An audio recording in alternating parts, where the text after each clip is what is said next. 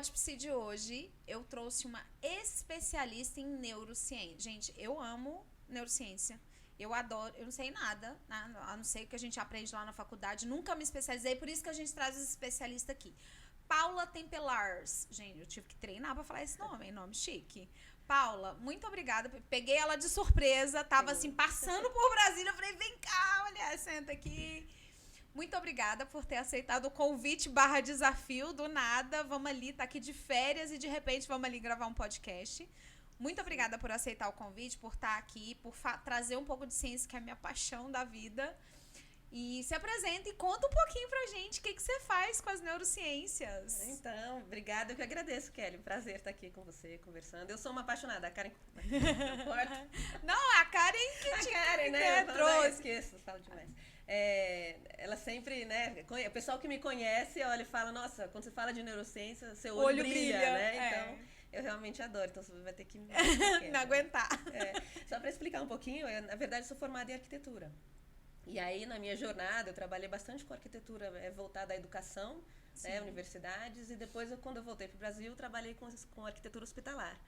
E eu sempre tinha aquele negócio, o que eu posso dar mais para o meu cliente, além de o que todo mundo faz, né? Conforto, estética, funcionalidade, né?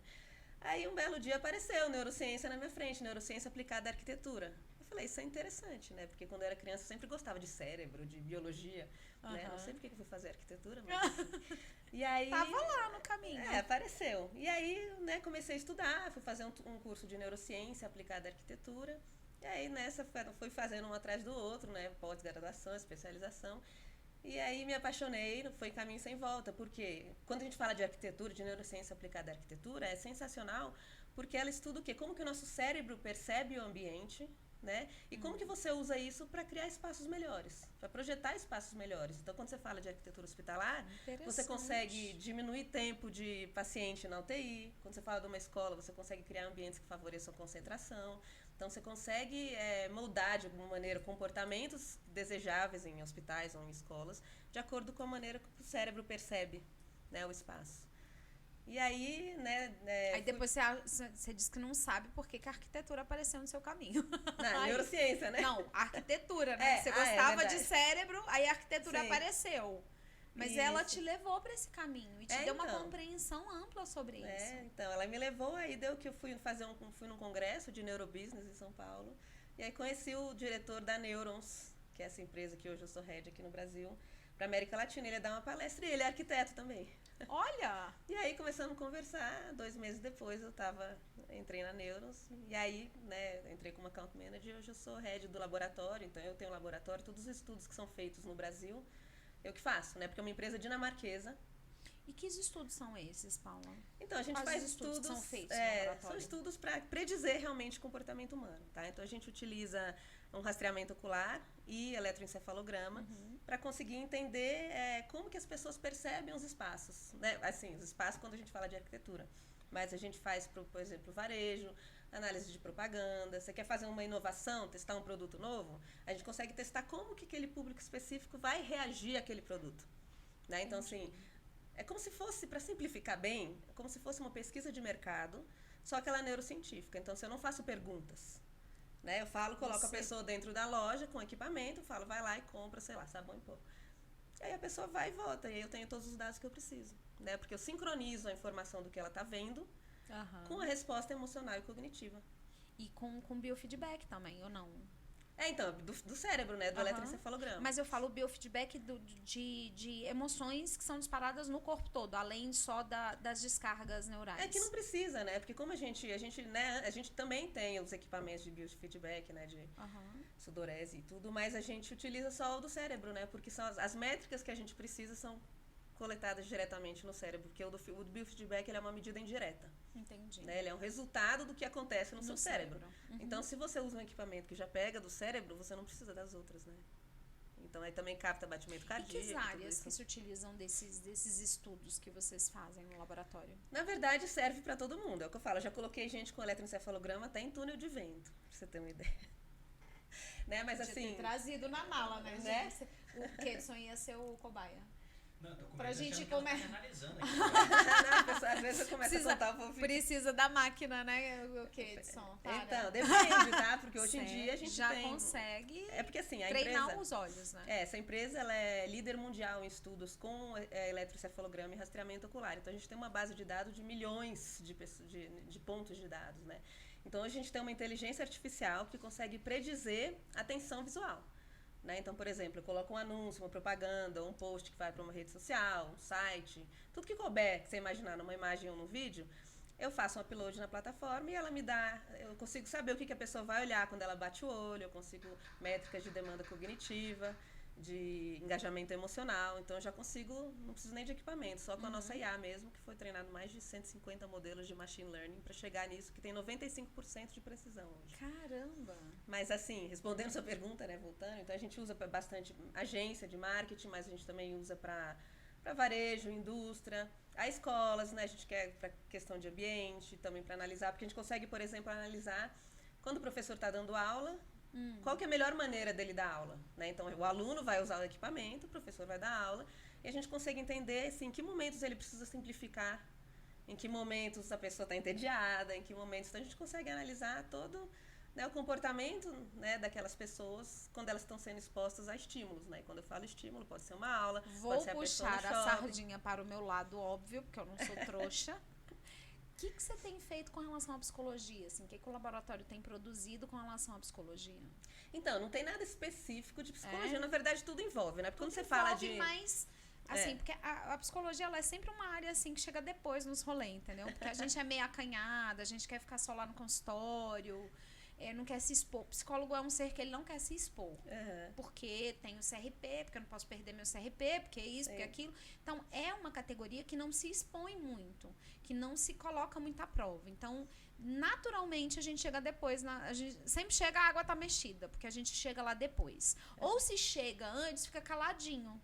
Só lá no consultório, só lá no laboratório, e as coisas não são expostas. Por isso que eu tô te perguntando, porque um tipo de estudo desse poderia ajudar e contribuir muito na área da psicologia. Sim, é porque, na verdade, assim, quando a gente fala desses estudos de neurociência do consumidor, que a gente fala de neuromarketing, tomada de decisão, tem aquela tríade, é a economia, a neurociência e a psicologia. Né? E é como se isso estivesse lá no meio. Né? Então, assim, obviamente tem, né, a relação, toda a parte, né, de psicologia, ela tá aí dentro, né? Tá sendo considerado quando a gente faz esse tipo de estudo. Então, quando a gente fala de mais... Né, que esteja mais relacionado à psicologia, a gente utiliza muito aí teorias e estudos aplicados, por exemplo, a desenvolvimento de lideranças, né, desenvolvimento de equipes, como que o líder né, tem que se comportar, enfim, como é que engaja a uma base equipe. vai reagir. Isso, exatamente. Entendi. Treinamentos, né? Então, assim, da mesma maneira que a gente consegue testar para uma escola como que o professor consegue ensinar, a gente consegue otimizar um treinamento utilizando essas ferramentas. Né? Não só o material, né? O material que vai ser exposto a gente consegue já com a IA, mas aí se você quer entender reação emocional, cognitiva, estresse, então toda a parte de estresse, aí a gente utiliza os equipamentos, né? Mas assim, é que dá pra fazer tudo. O pessoal me pergunta, mas quem quer ser o cliente? Eu falei, quem quiser. Não, porque a gente atende todo tudo. mundo. É assim, o meu cliente é o cliente, quem quiser conhecer a fundo o seu público, né? Porque acontece, fora do Brasil a gente tem bastante cliente, as empresas já perceberam que a pesquisa de mercado tradicional, ela é enviesada. Né? Você pergunta, a pessoa responde que é politicamente correto, ela responde... né? E não, quando eu utilizo ferramentas ou métodos de neurociência, não tem esse viés. Né? Então, ele já é uma resposta pura. E aí a gente chega ao ponto de conseguir predizer comportamentos. Né? Porque todo mundo é diferente, a gente fala, só que a gente tem certas maneiras que o nosso cérebro funciona que são iguais para todo mundo. Né? Então, por exemplo, só para dar um exemplo bem, né, assim, eu sou totalmente diferente de você, é diferente dela. Nós vamos pro cinema assistir um filme de terror. Até aquela hora que todo mundo pula. Sim. Então é isso que a neurociência mede e prediz. São comportamentos que todo mundo tem, que são, né, reações automáticas do nosso corpo a determinados estímulos.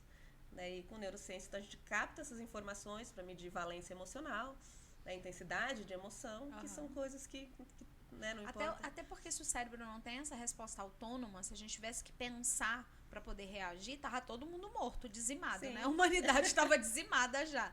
Não, peraí, deixa eu ver se eu vou ter medo agora. Não sei se é ameaçador o suficiente para eu sair correndo. Não, calma, pera. Ah, não conheço esse bicho, não sei se ele vai me matar. Sim, então, é exatamente isso, porque 90, 95% das decisões que a gente toma no dia a dia, elas são decisões do nosso sistema 1, sistema rápido, né?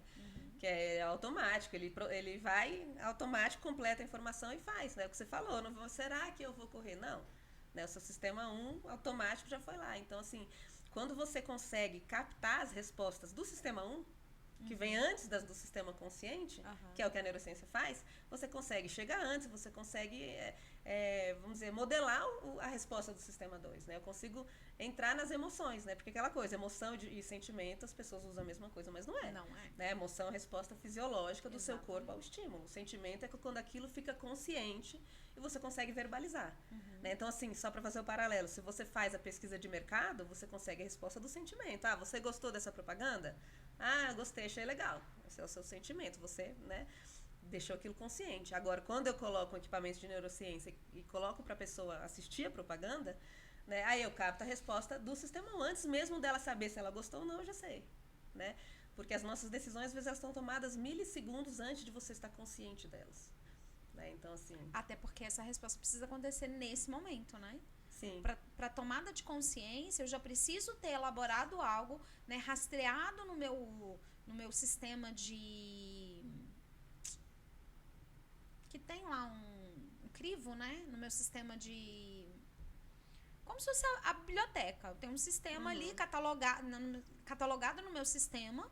O que eu tenho que reagir àquilo? Se é uma coisa nova, que normalmente não vai ser, né, ao longo da vida, não vai ser uma coisa absolutamente nova, você tem um rastreio, né, emocional daquilo para poder reagir, essa reação ela precisa ser muito antes de acordo com aquele catálogo. Por isso que o bebê experimenta tudo, absolutamente tudo, para ele fazer esse catálogo de como que ele vai responder a cada coisa. Ele vai experimentando o mundo com as mãos, com a boca, com os olhos, com o ouvido, com todos os sentidos, para poder ele ter essa catalogação, para poder depois ele ter uma resposta. Sim. Porque ele tá chegando novinho ali no mundo, né? O cérebro dele tá virgem. Não tem ainda... Agora, você tava falando, eu tava falando, mas paralelamente veio uma coisa aleatória aqui na minha cabeça.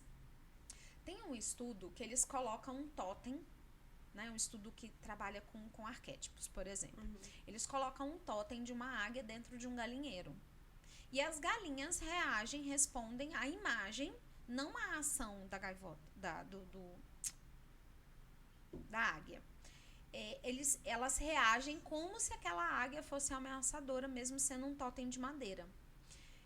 E aí eu fiquei pensando aqui, esses símbolos, esses arquétipos, né, essa simbologia que a gente constrói no cérebro, como é que o cérebro reage a algo que é só simbólico, por exemplo?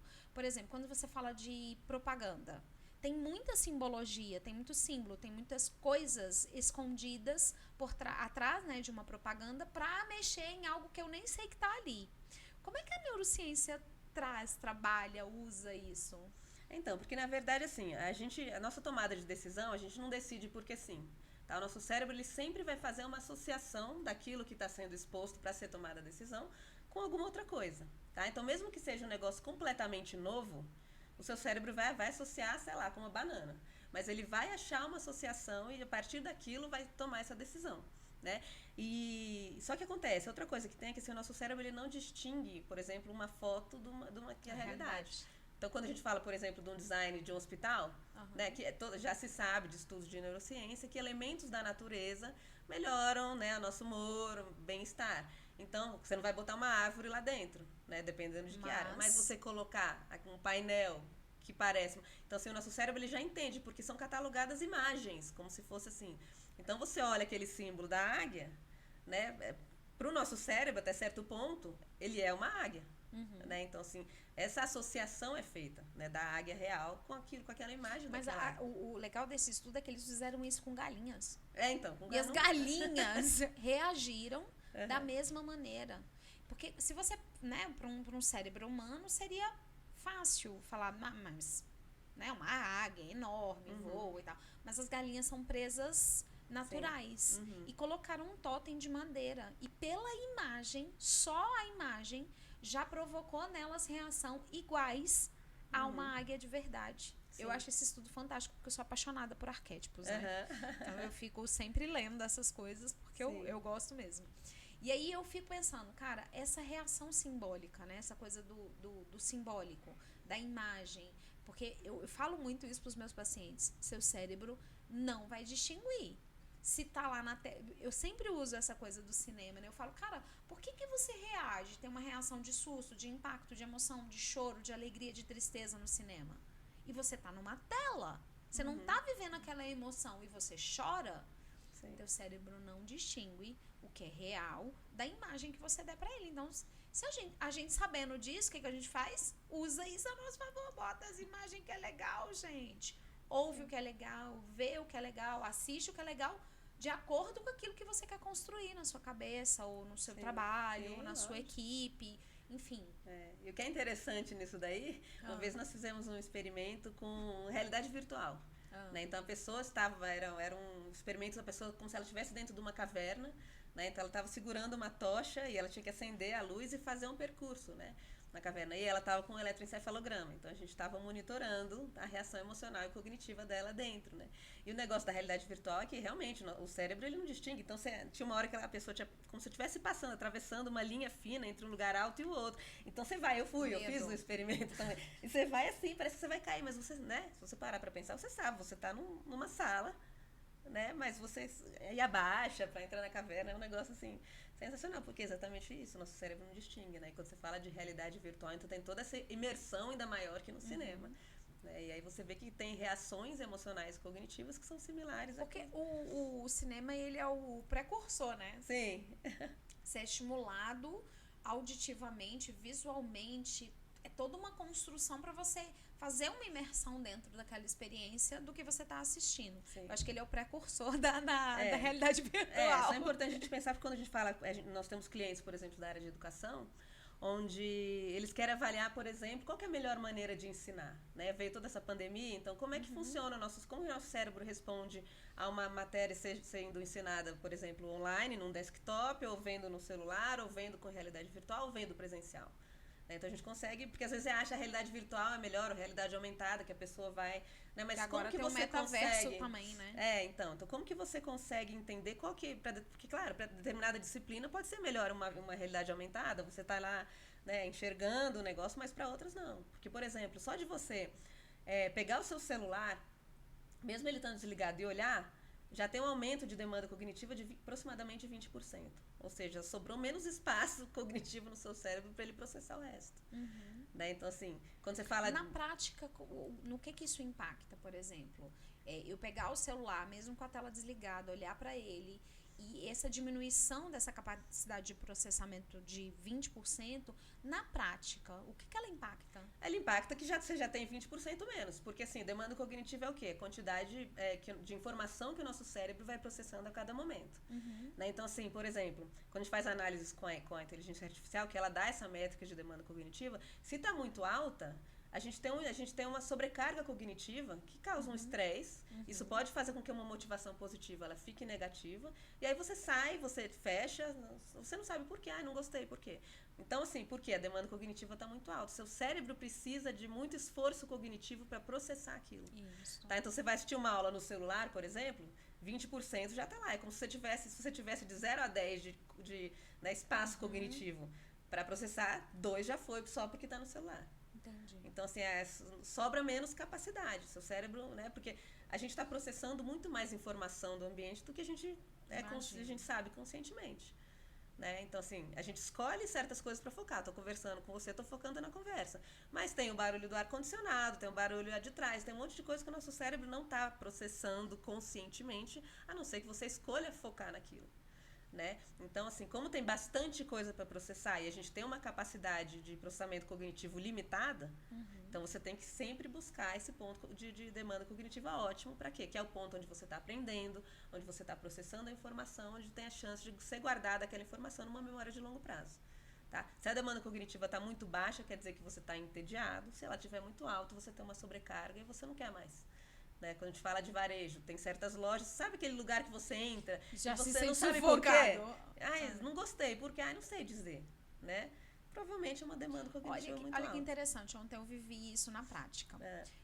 eu entrei nas lojas americanas e eu senti falta da confusão que é as lojas americanas do Natal. Porque eles não estão vendendo mais artigos de Natal. E eu fiquei perdida, eu saí da loja. Sim. Eu falei, como assim? Porque pra mim, pro meu cérebro, ele tá tão habituado àquela confusão que é o espaço das lojas americanas, porque, né, acompanha minha vida, eu acho que tem 44 anos que eu conheço a loja Americanas. E aí eu entrei dentro da loja, eu olhei para um lado, umas prateleiras vazias, olhei para o outro, meio organizado. Aí eu fui lá no fundo, mas eu fui assim, parecendo que eu tava num lugar completamente desconhecido. Aí eu fui até o fundo e falei, moço, onde estão os artigos de Natal? A gente liquidou, vendeu tudo a R$5, porque a gente não vai trabalhar mais com esse artigo. Eu, sabe quando você sai assim, desola? Tipo assim, como assim? Você tirou meu chão. Volta, né? Americanas, volta a vender artigo de Natal. Eu fiquei desesperada, fiquei triste. Eu saí de lá, assim, desorientada. A sensação eu não tinha consciência disso até agora. Mas a sensação que eu saí foi de desorientação. Sim. Meu cérebro estava procurando por aquela confusão. Sim, porque daí você já entra numa outra questão quando a gente fala de neurociência, que é o seguinte. O nosso cérebro, ele está sempre buscando equilibrar a informação que ele já conhece com o estímulo sensorial que você está recebendo. Então, ele está constantemente buscando uma homeostase, não só de temperatura, mas de informações, tá? Então, assim, quando você chega num lugar, né, você foi na Americana, você estava esperando aquela bagunça daquele jeito que você gosta. Você chegou lá, não tem aquilo, né? Então, assim, causa aquele desconforto, né? E aí ativa outras partes do cérebro, né, que já te dão aquela reação. Eu acho que eu quase chorei, porque eu saí de lá desolada. Sim. Como assim, moço? A gente não vai mais trabalhar com esse artigo. Acabou o meu Natal. Então, deixa o Natal seu cérebro... sem as lojas americanas daquela confusão, não é Natal, gente. Acabou com a minha vida. Sim, então, e isso acontece a todo tempo, né? O cérebro sempre está tentando equilibrar aquilo que ele já conhece com aquilo que está acontecendo. Né, porque ele fica, né, o cérebro ele gosta de previsibilidade, né, a partir do momento que alguma coisa muda, né, que tem um risco, tem ambiguidade, né, ativa a amígdala cerebral, que não é essa aqui, né, tem que falar, né, que ela está muito ligada a respostas emocionais fortes. O pessoal acha que é só negativo, mas a amígdala também é ativada em momentos de positivos. Na verdade, a gente tá ali, né? O pessoal fala muito das negativas porque é mais fácil estudar. Né? Você não consegue simular um negócio muito positivo, você não sabe realmente o que é o positivo para aquela pessoa. Agora, o negativo, você bota uma cobra, estuda lá, você sabe que tá. Então, por isso que acaba que o pessoal refere muito a ativação da amígdala com algo que seja negativo, mas não é, ela também é ativada, né, em outras situações. Então, assim, os hormôniozinhos estão ali ativos. E aí quando você entra nessa situação de ambiguidade, de risco, tem uma ativação da amígdala muito forte, principalmente na ambiguidade, né? Porque quando a gente fala de risco, assim, você sabe, o risco ele é meio controlado. Então, você sabe, tem 50% de chance de acontecer isso, 50% de acontecer aquilo. Quando a gente já fala mais de ambiguidade, você não sabe as porcentagens. É um negócio, né, igual quando chegou o Covid, aquela loucura. Daí, então, acontece, a ambiguidade, ela ativa ainda muito mais a amígdala. E aqui causa esse desconforto, esse negócio negativo, você quer o quê? Evitar aquilo. Né? Sabe aquelas propagandas do cigarro que colocam aquelas imagens horrorosas? Aquilo lá não funciona, sabe por quê? Porque o nosso cérebro não quer ver aquilo. Então, qual que é a reação que a gente tem? A gente vira. Então, assim, uma campanha dessa, ela funcionaria muito melhor se ela focasse no positivo. Olha, quando você não fuma, você vive mais. Quando você não fuma, você, enfim... Né? Agora, quando você coloca um negócio que te dá uma reação tão forte no seu cérebro... A gente falando, então, nesse caso específico do cigarro, a gente está falando de conexão e desconexão. A imagem negativa desconecta, a imagem positiva conecta, é isso? Porque assim, não necessariamente a positiva vai conectar, mas agora, porque aquelas imagens elas são muito fortes. Né? Igual você tá assistindo um filme, eu sou uma que tô assistindo um filme, corta o pescoço de alguém, eu não gosto. Entendeu? Porque a nossa reação minha filha já começa a rir de mim, ela... Ai, mãe, eu também não gosto. Ela fica assim, Maria, já acabou. Então tá bom. Né? Porque a gente tende a não querer, a maioria das pessoas não quer ver aquilo, né? Então, assim, você não conecta com a essência daquela propaganda, daquela campanha, porque o seu cérebro não quer ver aquilo, né? Então a gente... Tem uma coisa que meu cérebro não conecta, de jeito nenhum, cobra. Então... Onde tiver, até a menção do couro, da pele, não precisa ter o animal ali. Eu já não compro. Eu tava com a Karen lá em Gramado, a gente foi comprar um sapato. Aí a mulher veio, olha, como é que é o nome bonito pra cobra? É o couro de Tem um nome chique. Ai, não tô lembrando. Tem um nome chique que eles chamam, né? Não falam cobra, é um outro nome lá. Não, eu sei, mas... Não é pelica, Enfim, depois eu vou lembrar. Aí ela veio com a bota assim, nossa, moça, não gosto nem de pegar. Só de saber que... Só de lembrar as estaminhas. A cobra já me dá um negócio, eu já... Não gosto de ver foto, nunca vi... Não, aliás, eu vi uma vez, pessoalmente. Sem querer, né? De verdade. Mas eu não gosto de ver foto, eu não gosto de ver vídeo, eu não gosto de... Harry Potter. Não pode ver, então. Na hora que ela aparece, eu assisto. Mas na hora que a cobra lá aparece, eu... Então, já acabou? Posso voltar? Não gosto. Meu cérebro foge desesperadamente. Você vê, eu não sou um público para consumir esse tipo de produto. Porque naturalmente eu vou fugir. Saio correndo e vou pro outro lado. Sim. Mas é muito interessante, né? Você predizer comportamento a partir de coisas que as pessoas nem falaram. Sim. Deixa eu fazer uma pergunta pessoal. Isso não é uma pergunta pro podcast. Isso é uma pergunta de Kelly Rodrigues. Vocês têm cursos lá? Vocês só fazem consultoria ou vocês têm cursos lá nesse negócio? Então, na verdade, assim, a gente tem... porque assim, eu sou head da Neurons aqui no Brasil, então é onde a gente faz os estudos, né? Com equipamento. Explica o que é Neurons. Vai que a gente, então, as pessoas verdade, estão assistindo né? a gente não tá. sabem o que é. A Neurons é uma empresa dinamarquesa de neurociência aplicada. Tá? A neurociência aplicada então é aplicada ao marketing, à liderança, à inovação. Atualmente eles estão com bastante foco no marketing, no desenvolvimento dessa ferramenta de IA preditiva. Tá? Porque normalmente quando você fala de um estudo neurocientífico, né, a gente faz muito voltado ao marketing, você tem que colocar o equipamento, você recruta os participantes, tem que ser pelo menos 30 para que a resposta seja preditiva. E aí isso demora um tempo, tem processamento de dados. Então hoje o CEO da Neurons, né, o Dr. Thomas, ele está bem na vanguarda, então ele está sempre inovando. Então ele começou a jogar todos esses dados, essas informações que a gente tem desde o início da empresa para fazer essa IA, que é um negócio escalável. Né? Então, hoje em dia, a Neurons foca bastante nesse produto, né? Nessa IA, onde a gente consegue, então não precisa recrutar ninguém, eu preciso fazer um upload do vídeo da imagem, eu já tenho várias informações que eu consigo obter disso daí. E aí a empresa foca nisso, né, nesse momento. Mas, além disso, eu tenho a NeuroWits, né, que é a empresa que eu sou CEO, que é uma empresa que eu criei para, vamos dizer, democratizar os produtos da Neurons, tá? Porque quando a gente fala de Neurons, é uma ativação a nível mundial, né? Então a gente tem clientes como Google, Coca-Cola, todas as redes mundiais, redes sociais são clientes nossos.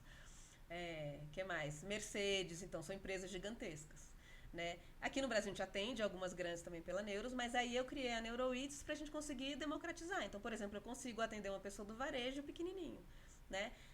Com a IA. Então, mas aí além disso tem curso, tem mentoria, tem workshop, tem os próprios cursos do Dr. Thomas de neurociência aplicada ao marketing, né? Mas aí eu faço curso em company também, eu faço mentoria, enfim, né? Um pouco de tudo. Porque o que acontece, Kelly? Tem muita gente falando besteira sobre neurociência. Tá? Eu já ouvi gente que falar que se você olhar para a cor preta, ativa a amígdala. Quase cair da cadeira. Porque não é tão simples assim. Não, quase caiu da cadeira, não. Quase levantou e bateu na pessoa. Também. Né? Eu sou esse tipo de gente que tem vontade de bater. Sim. Então, o que acontece? Tem muita gente falando besteira. E tem muita gente que lê um livro e fala que é especialista. Né? E começa a vender coisas. Por isso que eu já comecei falando que eu não sabia nada, tá? Que eu sou curiosa, porém, não sei nada. Então, só que acontece, né? Isso é um problemaço pra mim. Porque às vezes eu já tive reunião que a pessoa falou, Paula, eu aceitei essa reunião com você porque você é gente boa, porque eu não acredito em nada disso. Falei, não, peraí. Aí fui mostrar, a Neurons, tudo que a Neurons faz está validado em Oxford, Stanford, MIT, nas maiores universidades do mundo. Tá tudo publicado lá. Então, assim, e outra coisa que o CEO da Neurons sempre fala, que eu admiro ele pra caramba, que o que a gente faz é um livro, não é caixa preta, não é mágica, porque parece mágica. Você pegar uma imagem aqui, eu vou te dizer o que a pessoa olha primeiro, o que ela olha depois, né? A sequência visual. Eu já vi alguns vídeos mostrando, aquele né, mapa de calor. O mapa de calor. Isso, sim, exatamente. Só que acontece, por exemplo, né, falando só dessa IA, tem empresas que elas desenvolvem esse algoritmo desse mapa de calor com base de dados de imagens compradas. Não é a mesma coisa. Da Neurons são imagens próprias, que estão classificadas, que foram feitas para isso. Por isso que a gente tem 95% de precisão. Então, se eu coloco um vídeo que foi feito com eye tracking, né? O eye tracking é um equipamento que ele rastreia onde você olha. Né? Então, tipo, eu vou estar com óculos que está aqui, eu vou olhar, você vai saber se eu olhei para o microfone ou para que letra que eu estou olhando. tá? E aí ele mede, ele temporiza tudo isso, né? E hoje a IA faz isso. Só que você tem que ter dados de qualidade, né? Então, assim, por que a ligação de neurociência com inteligência artificial é excelente? Por que a inteligência artificial precisa para ela ser eficiente? De dados. E a neurociência, para você ter uma ideia, em 30 minutos de estudo com equipamento, eu consigo mais de 9 milhões de pontos de dados. Né? Então, assim, uniu. Só que o que acontece? Esses dados, eles têm que estar categorizados, eles têm que ter livre de ruídos, né? Porque, então, se você não cuida, não trata bem esses dados antes de jogar numa machine learning, aquele negócio vai ser um negócio meia boca, entendeu? E assim, quem trabalha com estatística sabe, 95% é altíssimo. Né? A gente mesmo ficou assustado quando a gente viu o primeiro resultado do vídeo, porque o vídeo é mais impactante, porque você vê lá a pessoa olhando, né? O mapa de calor vai se mexendo, comparado da pessoa real com o que a IA deu, é tipo, nossa. Né? Então, assim, aí a Neurons, né, faz bastante isso, e quando eu falo com a Neuroids, aí tem todas essas consultorias. Aí tá mais aberto, é onde eu entro com engajamento de equipes, com educação, com liderança. Inovação a Neurons faz bastante, porque está muito ligada também à questão de marketing. Né? Então eu consigo, por exemplo, diminuir risco de investimento. Tá? Se tem uma loja, eu quero lançar um robô que faz isso, que vai ajudar meu cliente a achar o produto, por exemplo.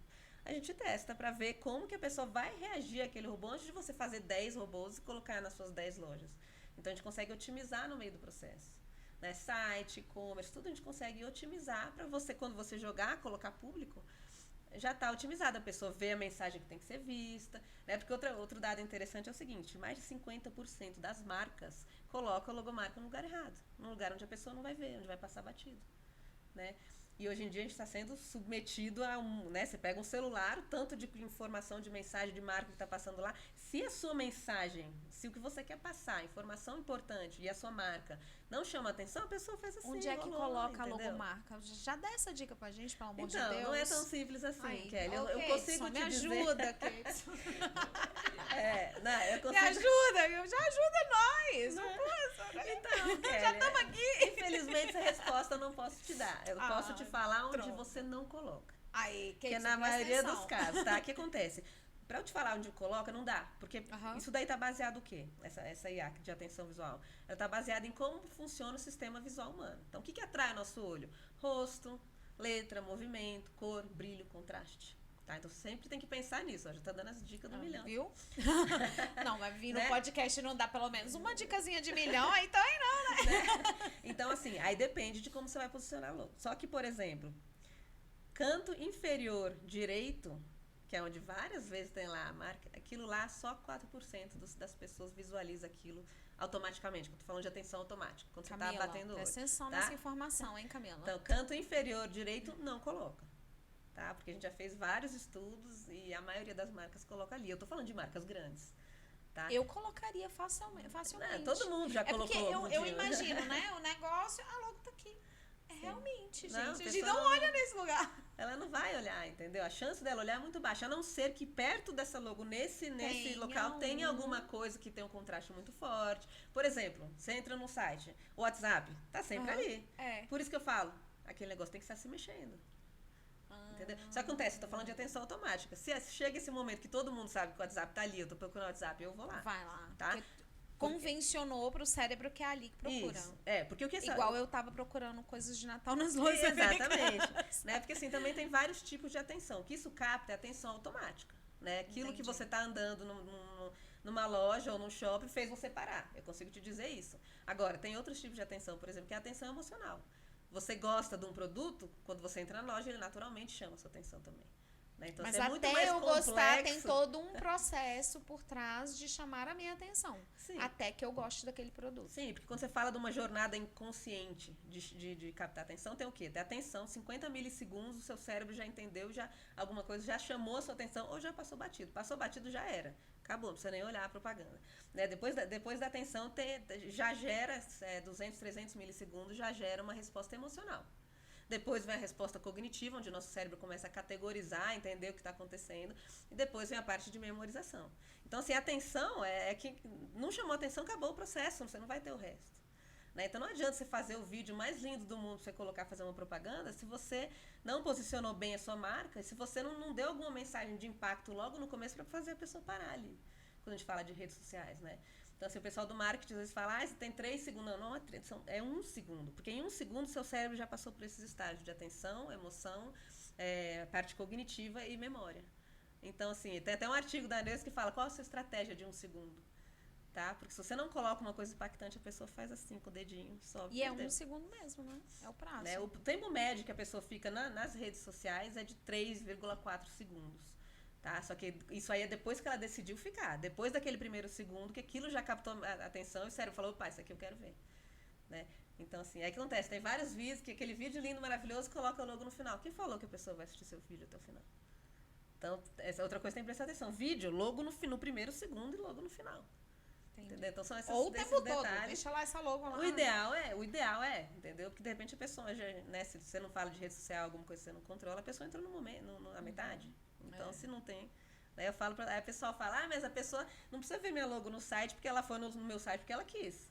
Falei, sim, mas quanto mais essa logo tiver gravada lá na mente da pessoa, mais chance depois ela tem de recomendar ou de lembrar de você. Né? Inclusive, tem estudos de neurociência que demonstram que, por exemplo, hoje a gente está passeando aqui no shopping e aí você vê lá uma marca, sei lá, de tinta. Mas você não está precisando, você não quer comprar tinta, mas você viu lá a marca X, passou. Daqui 10 anos, você precisa comprar tinta. Você chega na loja e você vê aquela marca e uma outra marca, as condições são similares, né, características similares, o nosso cérebro tende a escolher o que ele já viu, mesmo que você não se lembre. Tá? Então, por isso que eu falo, sua marca ela tem que aparecer sempre. Não importa que a pessoa já sabe que é o seu site. Pra quê? Pra, né? Que aí, quando tá numa conversa, a pessoa vai lembrar de você mais fácil. Por quê? Porque aquela marca ela tá lá mais consistente, saliente dentro do seu cérebro. Né? Então, quanto mais sua marca tiver visualmente saliente em tudo quanto é material que você faz, melhor. Né? Então, isso é uma coisa que é uma informação pro marketing que é importantíssima. Então, não coloca no canto inferior direito. Viu, Keidson? Nunca mais. Na hora que eu ver no canto superior, tira daí. Sim. E outra coisa, outra dica do milhão aqui, gente, menos é mais. Não coloca um monte de coisa, porque a gente volta no tema da demanda cognitiva. Tá? Só para vocês entenderem, quando a gente está falando em termos de imagem. Se você pegar o livro do Onde Está o Wall-E e botar na minha IA lá, vai dar 100, de 0 a 100, 100 de demanda cognitiva. Por quê? Tem um monte de coisa para o nosso cérebro processar. Você está buscando o Wall-E, mas o seu cérebro está processando tudo que tem ali. Né? Então, assim, quando a gente faz a análise de imagem, a demanda cognitiva, quando ela está muito alta, você tem que simplificar. Às vezes, vou botar um fundo lindo que tem as estrelinhas, sei lá o quê. Nossa, ficou lindo. Só que o seu cérebro tem que processar aquilo também. Eu não gosto. Visualmente, né? Então, assim, não me atrai. Então, mas tem gente que gosta. Né? Então, assim, menos é mais. Claro, às vezes você coloca e tá muito sem graça, por exemplo, você tem que colocar mais elementos, porque quando ele tá mais simples, o que acontece também? O engajamento emocional acaba sendo mais baixo, a não ser que aquilo lá esteja muito bem estruturado. Então, você tem que, né, achar o equilíbrio do que gera um engajamento emocional, visualmente falando, com a demanda cognitiva. Porque não adianta aquele negócio gerar muita emoção se a demanda cognitiva estiver muito alta, a sua tendência é não querer ver. Né? Então, tem sempre que analisar. Quando é que a gente vai para Londrina? Fazer uns cursos? Né? Para Londrina? Não, tem online também, tá? Edson, coloca verba aí na empresa pra gente poder ir fazer os cursos. Né? Então, assim, são informações que são bem importantes, né? E o pessoal do marketing usa bastante. Aí, sempre que eu dou palestra, porque eu faço bastante palestra, né? Aí o pessoal pergunta, né? Mas você tá me manipulando para comprar o que eu não quero. Não. Também tem estudos que já falam, a gente não compra o que a gente não quer. Tá? Então, a neurociência, ela vem para ajudar a gente a desenvolver produtos que você queira comprar porque você quer. Isso, que já estejam dentro do escopo de desejo e necessidade. Sim. A gente quer otimizar o produto para ele ficar do jeitinho que você quer. Entendeu? Não é? Dá para usar para o mal? Dá. Não vou mentir para ninguém aqui. Dá. Tá? Isso acontece. Obviamente, né, a Neuros e a minha empresa também, a gente tem um código de ética que a gente segue dinamarquês, então você imagina que o negócio já é bem... né? Então, que a ideia é essa, a gente quer ajudar o nosso cliente a criar experiências mais agradáveis, a criar produtos que a pessoa, né, do ponto de vista cognitivo principalmente. Quando você vai comprar, você não vai fazer uma análise cognitiva daquilo. Então, para quê? Para que o nosso cliente já te entregue um produto que ele já esteja mais adequado, por exemplo, do ponto de vista cognitivo para você. E aí, o que vai acontecer? Quando ele está mais adequado do ponto de vista cognitivo, ele é mais fácil de usar. Entendeu? E isso gera, então, uma emoção positiva. Então, é o quê? Para ajudar a desenvolver o produto que o cliente quer comprar. e não te manipular para comprar um produto que você não quer. É porque, né, se a gente for pensar estrategicamente, tudo no cérebro precisa ser muito rápido. Toda tomada de decisão precisa ser muito rápida, porque isso é o que mantém a vida dos Ela seres é rápida, humanos. né? Mas precisa, né? Não é nenhuma coisa. Porque se você for pensar filogeneticamente, é necessidade do humano desde que o humano é humano. Porque a gente não tinha casa, a gente vivia na selva, tava lá, né? Exposto, pelado, enfim. Precisando procurar comida e sobreviver a qualquer custo. E aí, você tem dois polos. Eu trabalho muito isso, né? Você tem dois polos. Tem a dor e o desejo. E aí, o que eu penso? Que o seu trabalho e a sua empresa e a empresa que você representa, ela é o que ajuda a encontrar o caminho para tirar da dor e levar para o desejo, seja ele qual for. Exatamente. Então, é esse caminho, né? Qual é o desejo do cliente, né? Qual é o desejo do público? Qual é o desejo da marca? Qual é o desejo dessa pessoa que vai buscar essa marca? Então, vamos construir um caminho que seja fácil para tirar ele da dor e levar ele para o desejo. Sim, exatamente. É conseguir otimizar, na verdade, os produtos. Né? Otimizar o produto, otimizar a experiência, otimizar um treinamento, né? Quando a gente entra mais na parte corporativa. Né? Então, você otimizar, né, engajamento de equipe, né? Que aí você consegue entender. Você quer entender a fundo o ser humano para você criar produtos e experiências melhores para eles. Simples assim. Experiências que, às vezes, se eu te perguntar, você não sabe me responder. Só quando eu tenho um equipamento de neurociência, eu consigo entender exatamente onde está errado. Por quê? Eu sincronizo o que você vê com o que o seu cérebro está dizendo com relação àquilo. Né? Com a ativação cerebral. Então, assim, porque dependendo da ativação de certas áreas, eu sei se você está gostando, se você não está, se você está sobrecarregado, se você está entediado. Né? Então, assim, uma coisa que é legal quando a gente fala dos equipamentos, que é assim, enquanto normalmente você tem que, a pessoa vai, passa pela experiência, depois você tem que perguntar se ela gostou ou não, com neurociência eu consigo ver se ela gostou ou não no momento que aquilo está acontecendo. Né? Então, assim... Porque depois aí já, quando passa pelo processamento, vem o crivo, né? Se você vai gostar de mim ou não, aí vem o social. E o social... Sim, que daí já entra aí depois no processamento consciente. Obviamente tem sempre a parte emocional junto. Aí vem, né? vem então, a questão do posicionamento social desse indivíduo, né? Sim. Se eu falar que eu não gostei, o que ela vai pensar de mim? Exatamente, mas é por isso que a pesquisa de mercado tradicional ela não funciona tão bem. Não falo que não serve para nada, tá? Mas o ideal é você colocar as duas junto. Tá? Mas o engraçado é que muitas vezes o resultado é contraditório.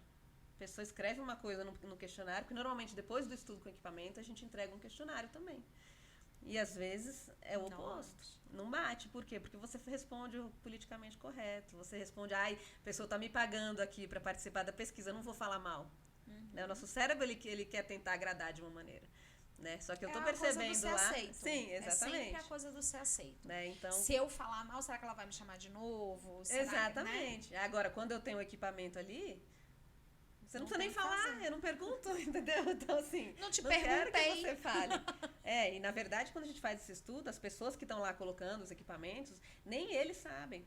Por quê? Porque se a pessoa que vai né, responder, se ele tiver pergunta alguma coisa e a pessoa sabe sobre o que é o estudo, pode ser que ela responda uma coisa e fique enviesada. Então, até as pessoas que estão lá em campo, elas não sabem sobre o que é estudo. Quando você vai, você sabe que você vai falar, tipo, uma rede social, que é cliente. Vamos estudar como que você reage, por exemplo, ao TikTok.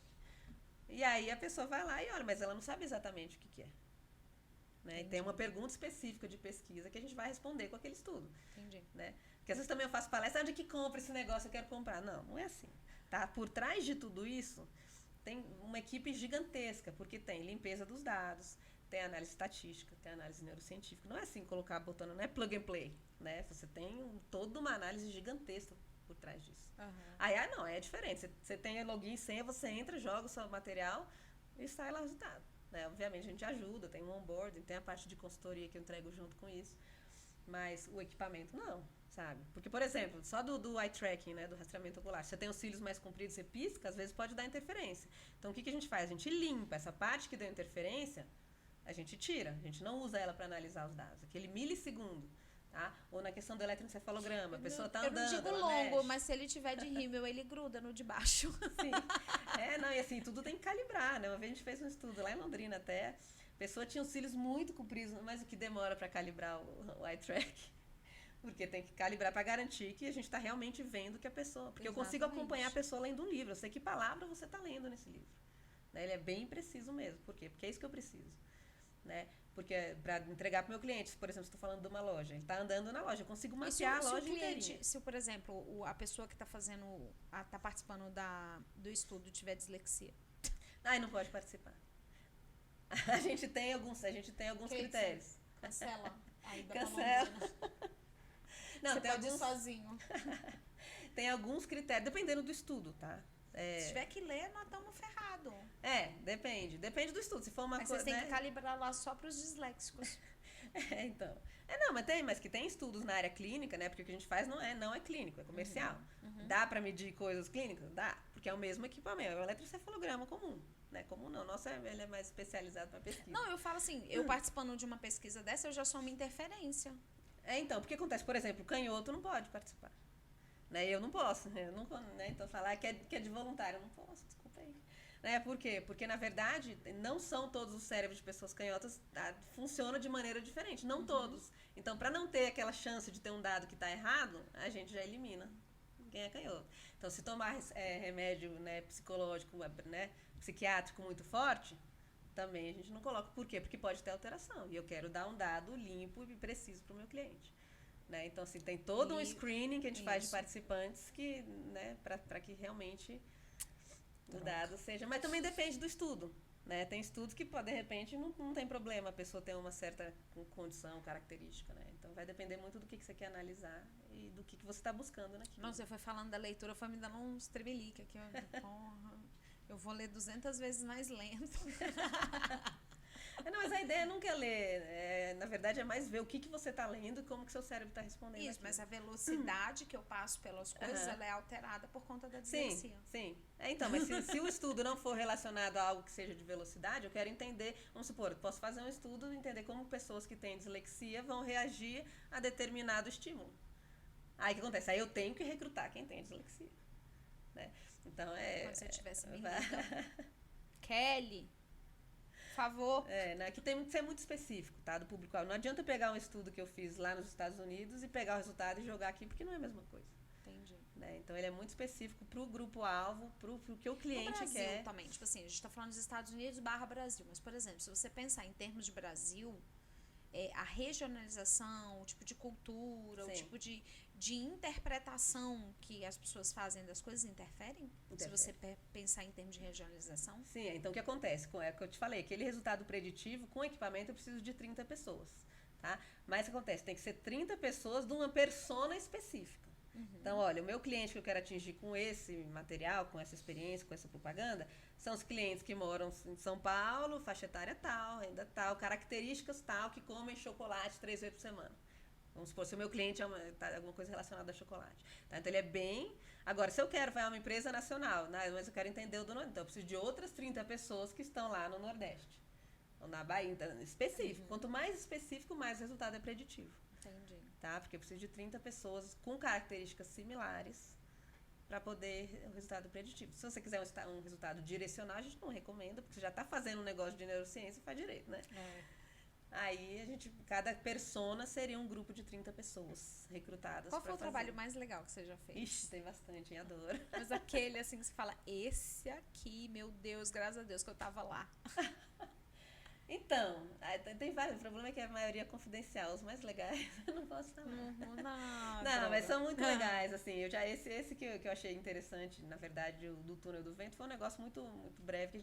Eles queriam entender, por exemplo, como que a pessoa sendo submetida a uma situação de um estresse ali, que você está no túnel de vento, apesar de você saber que você está 2 metros do chão, você acha que você está, né?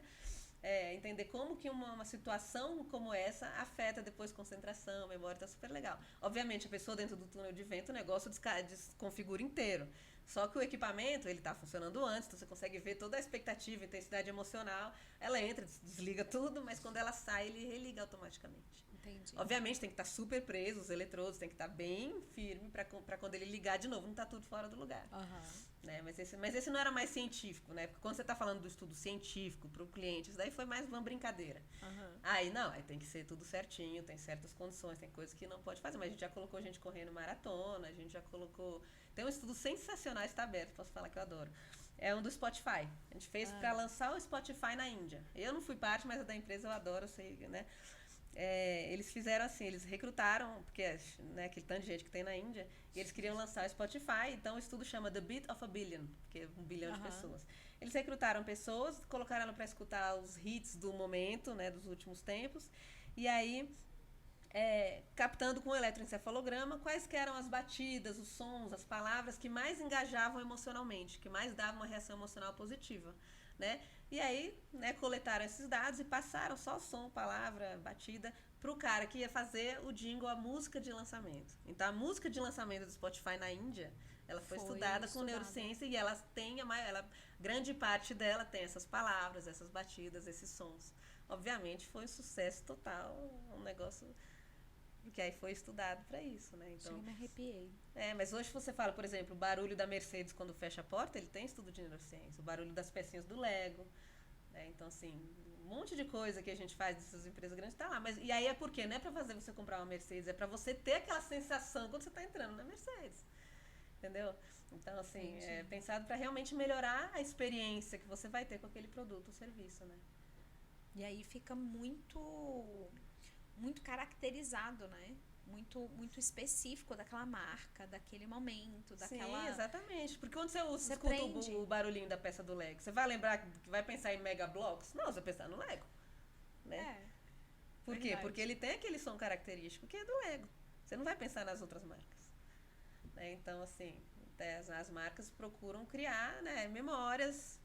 Né, usando, porque outra coisa que a gente fala é o seguinte: quanto mais dos 5 sentidos você conseguir incluir na experiência, maior a percepção e mais a chance de que aquilo fique na sua memória. Por quê? Porque você está entrando com todos, né, informação sensorial que o nosso cérebro vai pegar e processar para transformar aquilo numa informação. E como é que é a mielinização dessas informações? Porque elas são milésimos de segundos. Né? Eu preciso passar por essa experiência repetidas vezes para que haja a mielinização dessa informação? Não, o que acontece? Quando a gente fala de mielinização, o que acontece? Quando está mielinizado, ela aumenta a velocidade de processamento.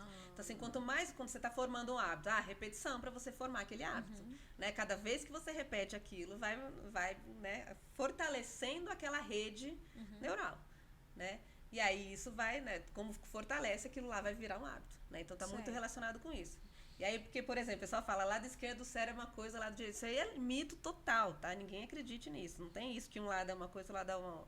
O nosso cérebro está interconectado, a informação está indo de um lado para o outro, de frente para trás. O corpo caloso está ali para fazer o negócio girar entre um lado e outro. É de um lado e do outro, cima para baixo, entendeu? São redes neurais. Não é aqui faz isso. Obviamente, porque fica parecendo que tem 2 cérebros, né? E não exatamente, tem, não é isso, não é criativo, não. O que acontece? Tem certas áreas do cérebro, de um lado ou de outro, que estão mais especializadas numa coisa, mas não é um lado é isso, um lado é aquilo. Isso aqui é o maior mito que tem. Né? E outra coisa, o cérebro, a gente só usa 10% da capacidade. Não, a gente usa 100% da capacidade do nosso cérebro. Até quando a gente está dormindo, o nosso cérebro está funcionando. Né? Fazendo várias coisas. Na verdade, eu acho que a gente só compreende 10%. Né?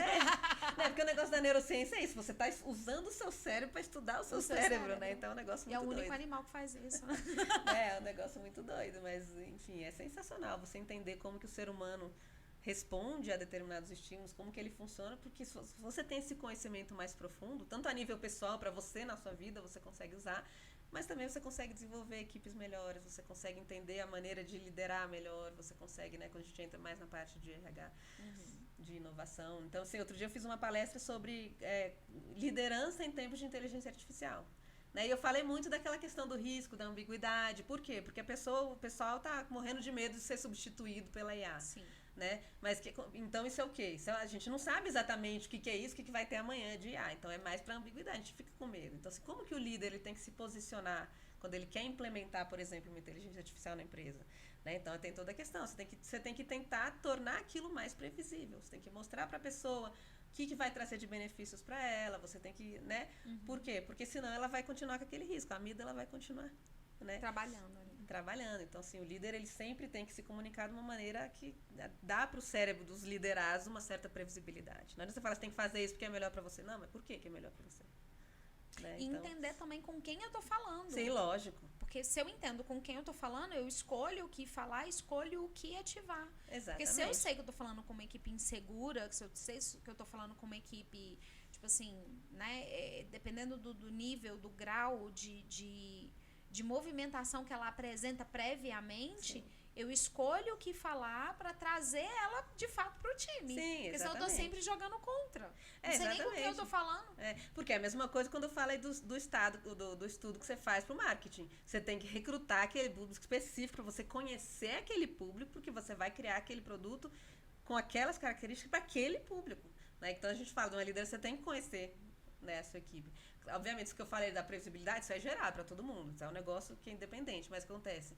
Sempre você tem que entender com o que você está falando. Né? É aquilo, a comunicação ela não é o que você fala, é o que a pessoa entende. Né?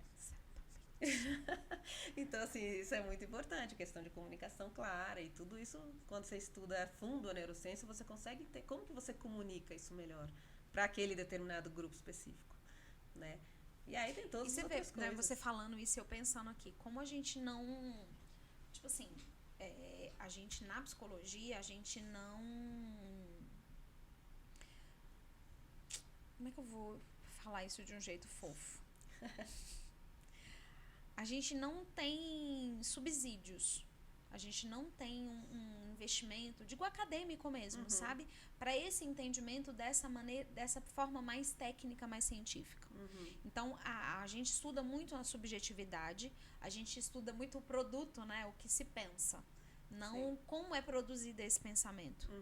Não de onde vem esse pensamento. Né? E é a matéria da psicologia, e ok, tá tudo certo. Mas quanto mais distante a gente está dessa base, mais distante a gente está de ser efetivo, de ser eficaz. Sim, porque na verdade tem que ser complementar. Né? Porque tem bastante abrigo. O pessoal da neurociência contra o pessoal da psicologia, o pessoal.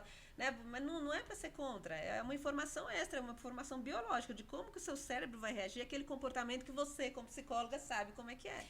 E né? quando então, eu estava te falando isso, eu estava pensando num setting terapêutico mesmo. Você tá ali num setting terapêutico, o paciente tá ali divagando nas emoções dele, e se a gente viaja junto com ele, a gente não olha para base, para raiz dessa questão, para poder ajudar ele a voltar para esse lugar, né, dessa emoção, desse lugar onde isso é produzido, para de fato ressignificar. Sim, né? Eu fico no subjetivo, eu fico viajando junto com o paciente. E não é uma prática da psicologia. Ontem eu estava vendo um vídeo do Elcio, eu nunca sei falar o nome daquele cara, velho. Enfim, é um nome difícil. Depois a gente bota aí na legenda, porque eu mesma não sei falar o nome dele. Elcio de Galarrone. Enfim, eu não sei falar. A minha dislexia cai muita letra, muita consoante junta. Não dá. E ele falando exatamente disso, né? De como a psicologia, ela fica viajando nas pseudociências e pouco na ciência, nos dados, na informação. Mas aí agora você falou tudo, né? Porque a neurociência, ela vem com dados científicos para validar aquilo que você está fazendo. Né? Então, assim, mas não é só a psicologia. Na verdade, na minha percepção, não é puxando a sardinha pro meu lado, mas eu acho que a neurociência, ela tinha que estar em todos os cursos. Sim. Tá, a arquitetura é um que é óbvio, gente. Você conhecer como que a pessoa responde aos estímulos do ambiente, sabe? Isso te dá dados sensacionais para quê? Para te ajudar a projetar quando você fala de arquitetura. Quando você fala de educação, você entender a neurociência, você entender processo de atenção, processo de memorização, como que os alunos processam a informação. Né? Então, como que você estimula esses alunos para que eles entendam o que você está falando e para que eles guardem aquela informação. Você tem mais procura, assim, quando você fala de educação, é muito mais no âmbito, quem tem procurado esse serviço de neurociência para amparar, né, essa modulação, como que eu vou ensinar, de que forma, o que é mais efetivo, muito mais no âmbito, tipo assim, eu, Kelly, quero dar um curso, vou lá, te contrato para me ajudar na elaboração desse material de maneira que seja mais efetivo, ou mais no sentido geral, tipo governamental, eu sei que talvez você não possa responder, mas mais governamental ou mais individualizado, tipo uma escola? É mais a escola que quer procurar, né, entender como que, aí faz treinamento dos professores, legal. Né, para explicar. Essa parada da educação também é uma coisa que a gente precisa repensar na raiz, totalmente, né? Totalmente. Olha, estão ali olhando para mim, fazendo assim, cala a boca! Ixi. O povo aqui que é eu tô bravo, falando, se minha deixar, irmã. fala aqui até amanhã cedo, O né? povo Mas aqui é enfim, bravo, ela já tá ali assim. né?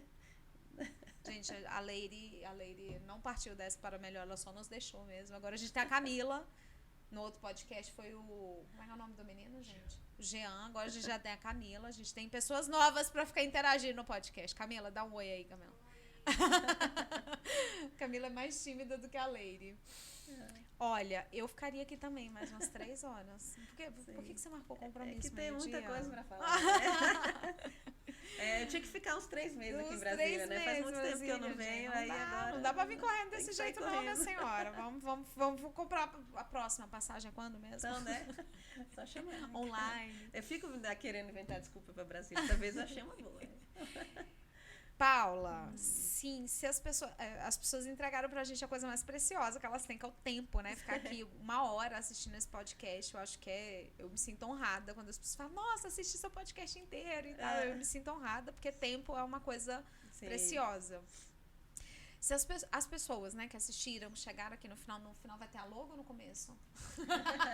Volta no Só pra zoar, fica a gente, dica. só pra ver se tá ligado. Começo e final. Vai ficar do lado inferior direito. Isso Nunca aí, mais muito na bem. vida. Se as pessoas que assistiram esse podcast tivessem, assim, uma coisa que elas... preciosa, que a gente pudesse deixar pra elas aqui, nesse tempo que elas entregaram pra gente, o que seria de mais importante? Nossa, sobre a neurociência, difícil, sobre tudo isso que está acontecendo, já é uma realidade há muito tempo, eu acho que agora está tornando público, mas que já é uma realidade há muito tempo, a neurociência, eu acho que cada vez mais a gente está se apropriando dela, seja pessoas com muito conhecimento, seja pessoas com pouco conhecimento, mas a gente está se aproximando, né, e se apropriando dela, seja usando, sendo, né, usado, digamos assim. Mas o que é importante as pessoas saberem sobre neurociência, sobre todos esses estudos e sobre essas predições de comportamento? Olha, eu acho que assim, falando do ponto de vista mais filosófico, não filosófico não, mas assim, o que é importante é a gente pensar que o nosso cérebro que comanda a gente, né? Então, assim, é legal as pessoas entenderem a importância disso, para não deixar a gente fazer tudo no automático. Tá igual aquele negócio, vou fazer dieta. Não, mas como que você faz isso de uma maneira mais, né, eficaz? Eu quero ler um livro, eu quero fazer... Então, assim, você entender, as pessoas entenderem a importância de você conhecer melhor o seu cérebro. Não é porque eu falei muito de parte comercial, mas também tem a parte da neurociência para você se potencializar como ser humano. E aí você consegue potencializar a sua concentração, né, tomada de decisão. Então, tem maneiras de você potencializar o seu cérebro. Então, assim, se todo mundo tivesse, né, tivesse ter a consciência do quão importante é você conhecer, né, o seu cérebro nesse nível, que você consegue realmente, então, entender como que você... Né, aquela decisão impulsiva que você não poderia ter tomado. Se você conhece o seu cérebro e sabe o que você faz para você não tomar aquela decisão, e aí eu falo no âmbito pessoal, no âmbito comercial, em todos os âmbitos. Então, a importância de você entender o cérebro, estudar a neurociência. Não precisa estudar a fundo, entender um neurônio, né, mas enfim, entender a si mesmo. Não precisa, mas assim, você tentar entender o máximo possível para que isso vai te ajudar na sua vida diária. É autoconhecimento científico, né? Porque tem vários livros, não é a mesma coisa daqueles outros livros de autoconhecimento. É você conhecer cientificamente como que o seu cérebro, como que esse órgão tão importante que a gente tem funciona. E outra coisa que tem que estar ligada a isso, que eu não posso deixar de falar, que eu defendo essa bandeira, pelo amor de Deus, quando achar informação de neurociência, eu não acredito em tudo que você acha, porque tem muita gente falando besteira. Então, assim, vai buscar a fonte, vai ver se tem algum embasamento científico, se está validado em revistas de neurociência, porque tem muita gente falando besteira, tem muito neuromito por aí, porque está na moda a neurociência. Todo mundo quer falar, é bonito, né? Teve até um artigo que eles mediram qual que é a diferença se você colocar alguma coisa de neurociência no texto, ou se o texto não tiver, qual que vai chamar mais atenção. O que tem neurociência chama mais atenção, mas tem muita besteira. Então, assim... Por favor, gente, olha. E o que você recomenda de fonte confiável? De fonte confiável? Assim, tem que olhar se tem validação científica mesmo. Porque a pessoa falou, a amígdala, né, ativada pela cor preta. A gente está falando, assim, a intenção do podcast é falar com psicólogos. Mas imagina que a grande maioria da base, né, da pirâmide ali não tem acesso a essa informação. Digamos que essa pessoa não tenha, né? Que a pessoa que esteja nos assistindo não tenha como saber. Como é que, mais ou menos, um filtro, pelo menos, para eu saber se aquela informação é científica? Então, é o mesmo negócio do fake news. Vai procurar de onde veio essa informação que a pessoa está te falando. Entendeu? Tá publicado em algum jornal? Então, por exemplo, tem a Frontiers of Neuroscience, tem a Frontiers of Psychology, né? Então, assim, tem bastante estudo de neurociência lá. Então, vai ver se tem algum background acadêmico. Né? Isso é muito importante. Porque, às vezes, senão a pessoa está só falando. Tudo bem, pode ser que o negócio que a pessoa falou faça sentido também. Mas, assim, se você quer um negócio sério, um negócio que realmente está validado, que é verdade, que foi testado cientificamente, procura de onde vem essa informação, né? Não acredita em tudo, né? Porque, senão, é igual fake news. A gente acredita em tudo e vai distribuindo. Aí o pessoal distribui que a amígdala, você olha para cor preta, ativou a amígdala, gente. Né? Então, de onde que veio? De onde você tirou essa? Então, tenta achar de onde veio aquela informação. Né? E aí tem que ver se a pessoa é pesquisadora, se a pessoa, né, é cientista. Por isso que eu falo, né? A gente tem que buscar sempre a fonte. Né? E se as pessoas quiserem saber um pouco mais, como é que elas podem entrar em contato com você? Então, comigo não tem meu Instagram, é difícil, né, Paula? Depois você coloca escrito em algum lugar. Ela vai botar, já colocou. Eu tô no LinkedIn, tá? Paula Souto Tempelares. Lá eu compartilho bastante dos estudos, aí tem os vídeos, os trabalhos que a gente faz, também tá bastante legal. E se quiser falar comigo, depois deixo os contatos com vocês. Eu adoro, pelo próprio Instagram ali no Instagram, direct, já consegue. Não, depois eu passo contigo. também o WhatsApp meu da empresa. É o que eu falo, gente, eu adoro. Quero só conversar de neurociência? Bora, tô junto. Pode falar, eu amo. E eu sinto que a minha missão nessa área é mostrar para as pessoas, separar o joio do trigo. Ó, isso aqui é neurociência de verdade, isso daqui não. Então, assim, tem gente que vem comigo, vem conversar e fala, mas é verdade, isso aqui não, isso aqui não. Né, busca e pede. Então, assim, tem um livro do Thomas, aí ele está muito voltado para o neuromarketing, só que ele está em inglês, né? Ele chama Introduction to Neuromarketing and Consumer Neuroscience. É um livro sensacional. Ele está saindo uma edição nova aqui, nesse momento está em dinamarquês, está sendo traduzido para o inglês, e eu vou cuidar da tradução para o português. Né? Então, daqui a pouco vai estar a nova edição, um livro sensacional, que vale muito a pena, né? Mas quem tiver pressa, já tem o antigo dele, tem na Amazon, só que aí está em inglês. Entendi. E é um livro sensacional. E lá, tudo que ele coloca lá também está tudo validado cientificamente, tem bibliografia. Então, assim, eu digo assim, sou um pouco, né, puxando, mas o que o Thomas recomenda, assina embaixo, porque ele é uma pessoa, ele é reconhecido mundialmente pelos trabalhos de neurociência dele. Tá? Então, ele é um profissional muito sério, não tem uma vírgula errada, ele não quer colocar. Então, assim, confio em tudo que ele recomenda, eu falo, pode ler. E realmente é sensacional. É bom, tá vendo? Já é uma fonte. Sim. E aí que precisando, eu passo mais fonte, eu falo de curso, tem curso dele também. Quando é que ela volta pra Brasília? Então, só chama. Tô doido, sempre falo, precisa arrumar uma desculpa pra Brasília. Adoro. Olha, se você acha que não sabe sobre neurociência, eu acabei de descobrir que eu sabia menos ainda, entendeu? Porque eu tô aí contigo. A gente não sabe, a gente tem que estudar mais, entendeu? Muito mais. E eu acho que a neurociência aliada à prática, né, clínica da psicologia, ela é fantástica.